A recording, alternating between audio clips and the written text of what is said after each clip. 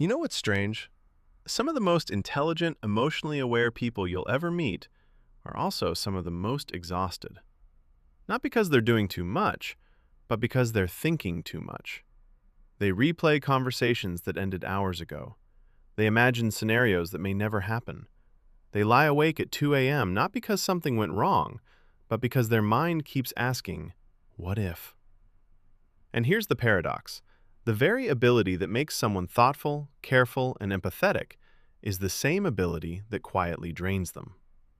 Today, we're going to explore the psychology of people who think too much, what's actually happening in their brain, why this pattern develops, and what it really says about who they are. Let's start with what psychology calls this pattern: maladaptive rumination. It's the tendency for the mind to loop over the same thoughts again and again, especially around uncertainty, past events, or social situations. But here's something important.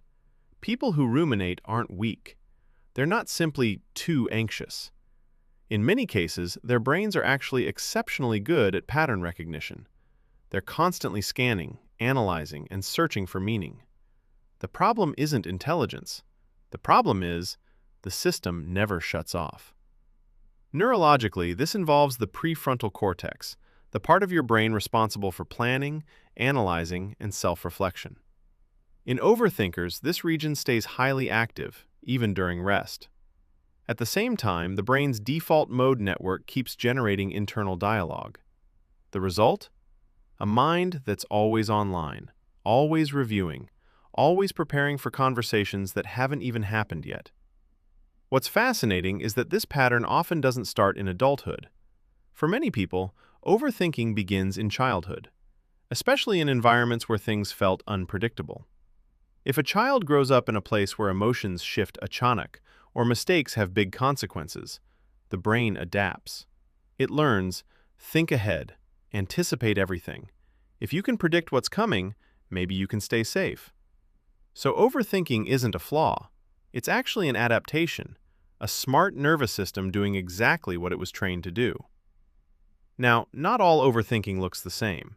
Psychologists describe two main types. The first is reflective rumination. This is when someone turns inward to understand themselves, process emotions, and make sense of the world. When balanced, this can be a real strength, linked to emotional intelligence and self-awareness. The second type is brooding rumination. This is more passive and distressing. It's when someone gets stuck dwelling on problems without moving towards solutions.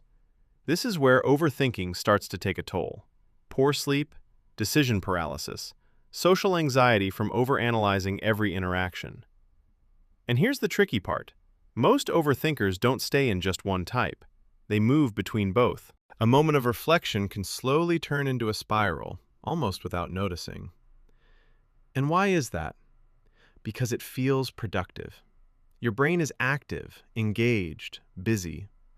But psychologists call this the illusion of mental progress. It feels like you're solving something, but you're actually just looping. Dopamine plays a role here too.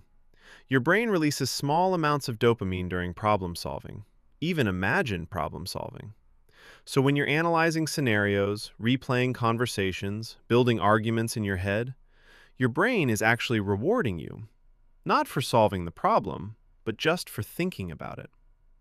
That's why telling someone to just stop thinking doesn't work. Their brain is chemically encouraged to keep going. So what does overthinking actually say about a person? Research gives an interesting answer. A study published in Psychological Science found that people who ruminate more also score higher in cognitive empathy. That means they're better at understanding how others think and feel. They're more aware of social nuance, more sensitive to emotional cues, more attuned to what's left unsaid. In other words, the same mind that exhausts them also makes them deeply perceptive. But there's a cost, because perception without resolution is exhausting. Overthinkers notice everything. They feel the weight of every possibility. And yet, the more they think, the harder clarity becomes. The mind cannot think its way out of every problem. Some things can't be solved. They have to be felt, decided, or simply let go. The goal isn't to silence that mind. The goal is to gently teach it that it's finally safe enough to rest. And maybe that's the most human part of all of this. We all carry mental patterns shaped by experiences we didn't choose.